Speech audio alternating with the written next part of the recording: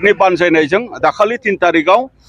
दुधनैयाव सानै हिनजावसाखौ माने जिनाहारि खालामनाय जाथाय लोगोसे बे जिनाहारि जाथायजोंनो लोब्बा थानाय दायनिगिरिखौ खौरां लानो थांनाय हिरण्मय खाख्लारिखौ अयनाय भाबै 5 तारिख खालि आक्रमण खालामनानै जिउ फोजोबनाय बे मोन्नैबो जाथायखौ निन्दा खालामनानै दिनै दुलाराय बर' फरायसा आफादा दिनै रेलि हाबाफारि लादों आरो बे रेलि हाबाफारिनि गेजेरजों बेखौनो आसाम सरकारनिसिम आरो पुलिस प्रशासननिसिम जोङो दाबि दैखांदों जे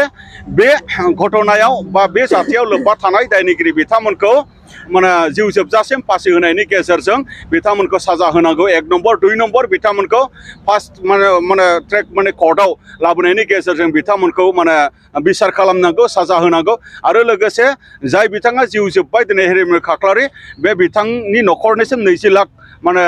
अनसुंथाइ बा कम्पेनसेसन रां माने होनांगौ आसाम सरकारा जोङो दाबि खालामदों आरो सानै हिनजावसाया जितु रेप खालामजादों बे सानै हिनजावसानो आसाम सरकारा जेन 5 लाख रां करियै बिथांमोननो जेन कम्पेनसेसन होयो बे मोनथाम दाबिखौ लानानै जोङो दिनैनि बे रेलि हाबाफारिखौ लादों लोगोसे बेफोरबायदि माने जाथाया जोंनि समाजनि थाखाय नाजावथाव नङा आरो बेफोरबायदि जाथायखौ जोङो माब्लाबाबो दुलाराय फरायसा आफादा नुनानै जोङो ओरैनो सिरि थाबोफेराखै दा बै जाथायखौ जोङो मुगैनाय दिन्थिनानै आरो बै जाथायखौ जोङो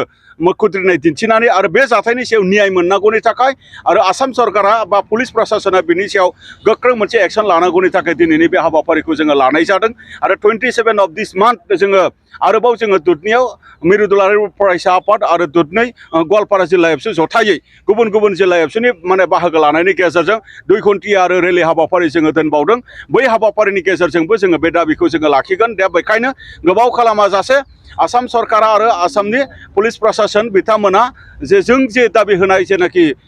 माने जे दाबिफोर बेखौ माने थाबैनो सुफुंनांगौ आरो बे जाथायनि सायाव जायफोर माने दायनिगिरि बिथांमोनखौ गोख्रों साजा होनांगौ बे माने जाथायनि सायाव लोब्बा थानाय बिथांमोनखौ गोख्रों साजा होनायनि गेजेरजों मोनसे मेसेज थांहोनांगौ जे जेन रावबो बेबायदि जाथाय माने खालामनो थाखाय साहस मोना बेबायदि माने मोनसे बिसार जोङो दिनै लुबैदों गोजोनदों सम सम माब्लाबा बेबायदि जाथाय जायो नाथाय